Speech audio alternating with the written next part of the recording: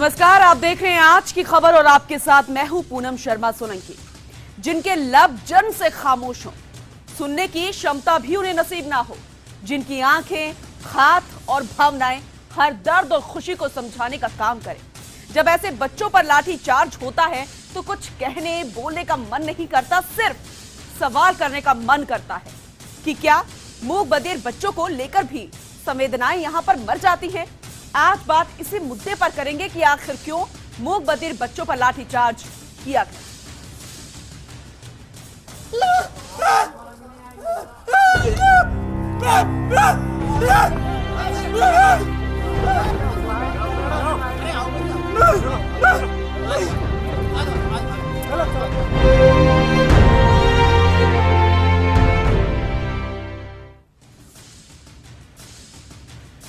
ये बच्चे सिर्फ सरकार से, सिस्टम से ये मांगने गए थे कि उन्हें यहां पर अध्यापक मुहैया कराया जाए, लेकिन शायद जो बोल नहीं सकता, सुन नहीं सकता, उसके बेजुबान बोल को कोई सुनना ही नहीं चाहता है।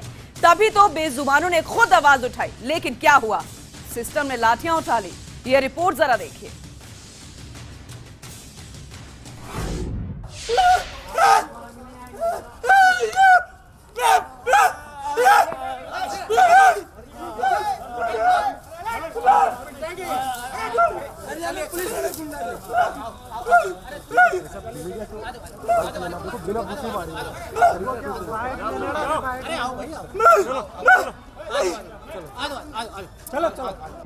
बिना बोले जब सब कुछ कहा जा सकता है, तो आज हम कुछ नहीं बोलेंगे, क्योंकि जिनके मुंह में जुबान है वो इस घटना के बारे में क्या कहते हैं, उनके जरिए समझने की कोशिश कीजिएगा कि हकीकत क्या है और इस लाठीचार्ज की जरूरत क्यों पड़ी।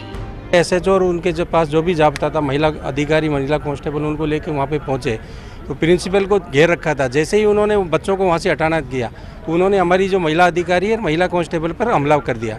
उसमें कुछ यहाँ का जो प्रेसिडेंट है वो उनको लीड कर रहा था, और मूक बधिर जो बच्चे हैं उनकी आड़ में वो यहाँ पे इस तरह की उन्हें प्रिंसिपल के साथ में बदतमीजी करने की उसने कोशिश की। इस पर हमारे जो जाब्ता यहाँ पर उपस्थित था, उन्होंने इनको बड़ी मुश्किल से कंट्रोल करके उनको हटाया है, और कुछ हमारी जो महिला अधिकारी उनके ऊपर जो टेबल और कुर्सी है उनसे हमला करने की भी इन्होंने कोशिश की है। ये एक पक्ष है जो पुलिस का है, अब दूसरा पक्ष आपको सुनाते हैं जो बच्चों का है, मूक बधिर छात्रों का है। वो छात्र जिनके पास अध्यापक नहीं है और मांग उठाने पर लाठियां मिली हैं। मैं नहीं मानता कि यहाँ महिला अधिकारी कोई आई थी, मैं वहीं पे मौजूद था, आई थी, लेकिन वो हमारे ऑफिस में ही रुक चुकी थी, स्टाफ रूम में रुक चुकी थी, है ना। उसके साथ हमारा स्टाफ था, हमारी महिला टीचर उनके साथ थी। ये दरअसल गलत है, उन पे आरोप लगाया जा रहा है, जबकि हम अपनी मांगों को लेकर शांतिपूर्वक बातचीत कर रहे थे। उसके बावजूद हम पर पुलिस प्रशासन द्वारा लाठीचार्ज करवाया गया है। सब डेप को पुलिस ने पिटाई करके बाहर को दे दिया और हमें सबको चोटियाँ लगी। अब सब डेप बह रहे, हाथ में चोट, हाथ पैर में। पुलिस भी ना समझे, पुलिस को डेप बताने पर डेप नहीं समझा कर ढुकते मार दिया। सब डेप के लिए अलग कुछ नहीं है और होटल की सुविधा नहीं है। इनको सुनने के बाद आप खुद तय कीजिए कि यहाँ पर हुआ क्या है, क्योंकि दोनों पक्ष के बयानों में दूर दूर तक कोई समानता नहीं है। ऐसे में एक बात तो तय है कि कोई है जो झूठ बोल रहा है, लेकिन एक सच सबके सामने है कि मूक बधिर छात्रों पर लाठियां तो चली हैं और उनको पढ़ाने के लिए शिक्षक भी मुहैया नहीं करवाए जाते।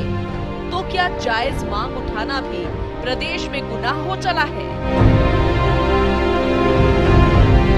फर्स्ट इंडिया के लिए भारत दीक्षित की एक्सक्लूसिव रिपोर्ट।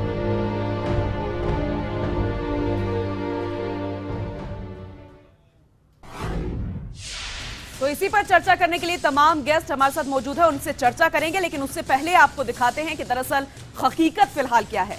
दिव्यांगों पर सरकारी नीति दरअसल है क्या, या फिर ये कहें कि कोई नीति ही नहीं। समझने की कोशिश कीजिएगा कि कैसे इनके साथ धोखा हो रहा है। दरअसल प्रदेश में 1,16,683 अध्ययनरत दिव्यांग बच्चों की संख्या है। पूरे प्रदेश का जिक्र हम यहाँ पर कर रहे हैं, यानी कि 1,17,000 के करीब अध्ययनरत दिव्यांग बच्चों की संख्या है। और इन दिव्यांग बच्चों पर टीचर्स की संख्या की बात करें तो महज 450 है। अब इसी से आप अंदाजा लगा लीजिए क्यों आखिर ये बच्चे अपने लिए टीचर्स की मांग कर रहे हैं। शिक्षा की मांग यहां पर की जा रही है, लेकिन बदले में उन्हें क्या मिला? सिर्फ और सिर्फ लाठियां। और इसीलिए आंकड़ों के जरिए हम आपको समझाने की कोशिश कर रहे हैं। और ये जो 450 प्रदेश में टीचर्स की संख्या है और उनमें से भी स्कूलों में पढ़ाने वाले टीचर्स की संख्या महज 207 ही है। ये भी चौंकाने वाला खुलासा हम यहां पर कर रहे हैं, जिसके दावे वादे बड़े बड़े सरकार की तरफ से किए जाते हैं, लेकिन आंकड़ों की हकीकत क्या है जरा देखिए।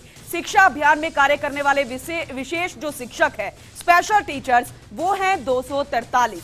ये आंकड़ा हम आपके सामने रख रहे हैं। तो ये आंकड़ों के जरिए आप जरा देख लीजिए कि हकीकत दरअसल है क्या। इसके अलावा आपको यह भी बता दें कि 2 नवंबर 2017 को सुप्रीम कोर्ट ने भी एक पीएलए के जरिए यहां पर आदेश दे दिया था कि 2 महीने के अंदर अंदर नियुक्ति यहां पर टीचर्स की जाए, लेकिन ऐसा हुआ नहीं। तो फिर ये बच्चे क्या करते? इसके अलावा जिन विशेष शिक्षकों की हम बात कर रहे हैं 243 है।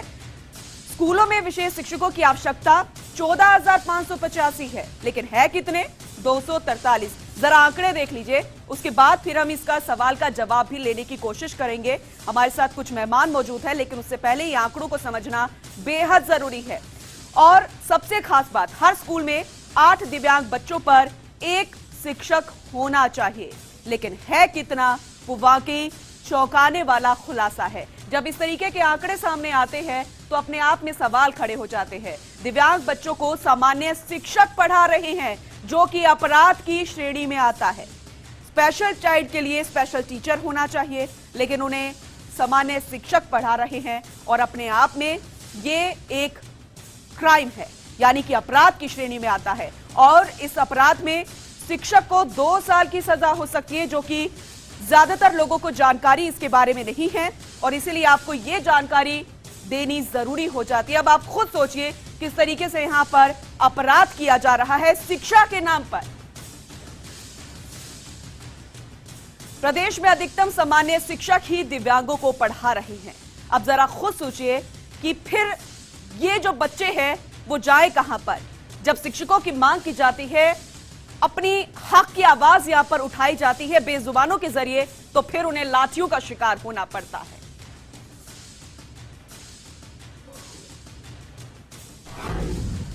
आंकड़े आपके सामने रखे, चौंकाने वाले हैं, सवाल भी बनते हैं, जवाब लेना भी जरूरी है। और इसी पर चर्चा करने के लिए विकास सोमानी जी, जो कि बीजेपी नेता है, हमारे साथ हैं। मीना अरोड़ा जी हैं।